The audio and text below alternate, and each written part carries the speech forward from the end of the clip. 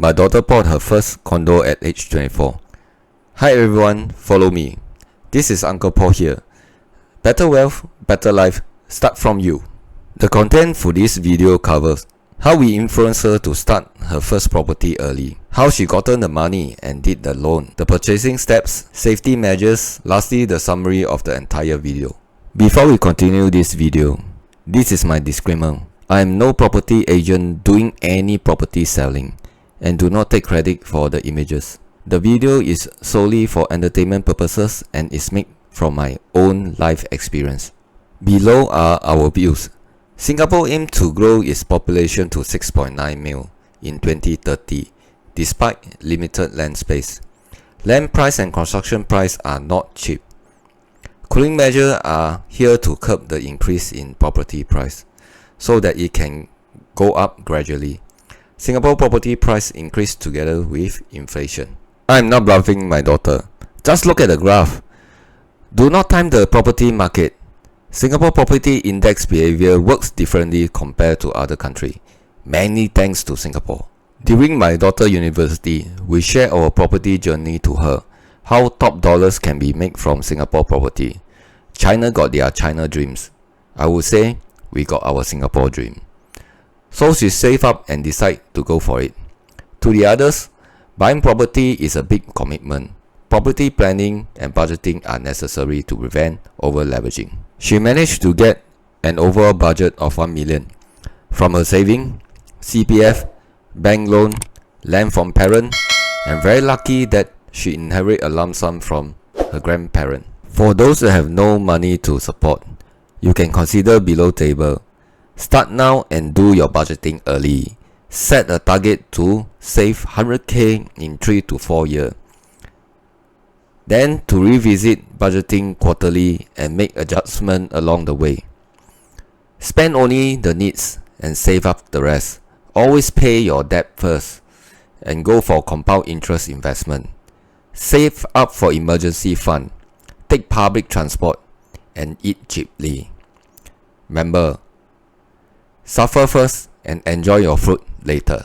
For today's era, some important information on bank loan.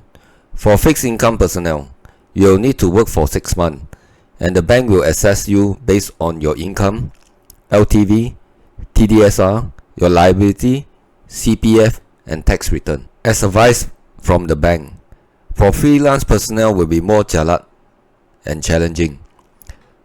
You will have to work for a minimum of 2 years and your loan assessment will be based on 75% of your income tax rather than the full 100%. For first-time property owner, based on a property unit price of 1 million, the property buyer stamp fee is 3%. As unit price increases, the stamp fee will go higher. For LTV is how much the bank can lend you. LTV is capped at 75% loan based on the unit price, and remaining will be payable by cash or CPF. Another assessment done by the bank is TDSR. TDSR calculates how much we can borrow from the bank. TDSR is capped at 55% of the gross money income. An illustration showing what a 5k gross money income can loan from the bank, and a breakdown on the installment and interest paid for 30 years. In order to increase the loan from the bank is to increase the gross money income. Here is an illustration of a 10k gross money income achieving a higher loan amount from the bank. Take note the loan amount is capped at 75% loan by LTV. The very first thing to do for condo purchasing is to talk to a banker for in-principle approval, IPA. Note that IPA is only valid for 1 month. You would have to get a new IPA if you cannot decide on your property in time. Also note that for resale property, there's a choice for bank fixed rate or floating rate.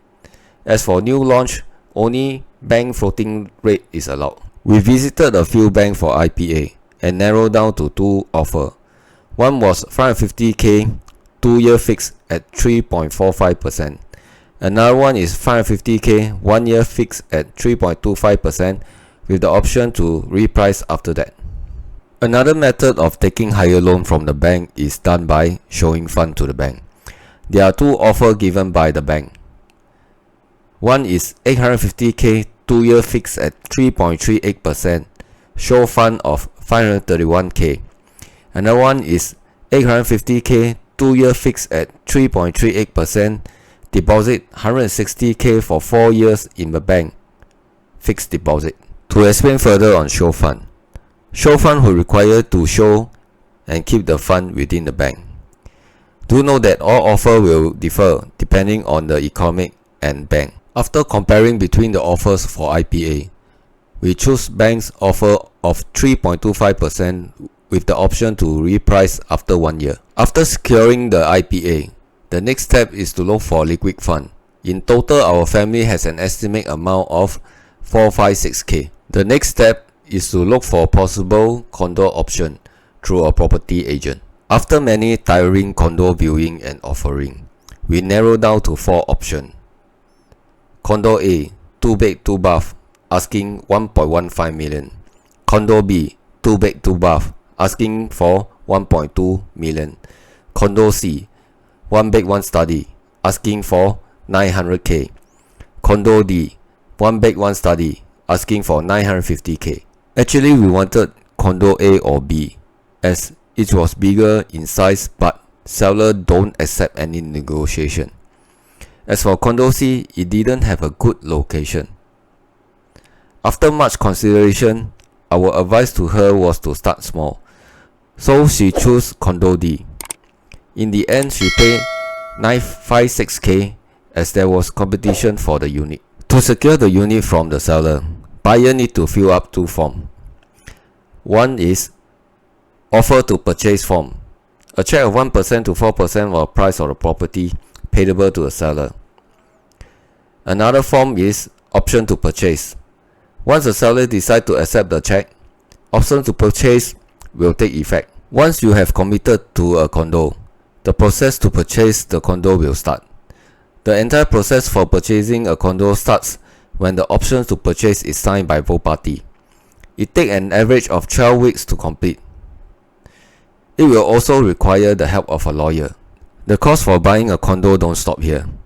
There will be additional costs like agent fee, lawyer fee, and stamp fee. Hooray! Congratulations to my daughter for being a condo owner. 赞! Wow! Look at this $1 million view from the balcony.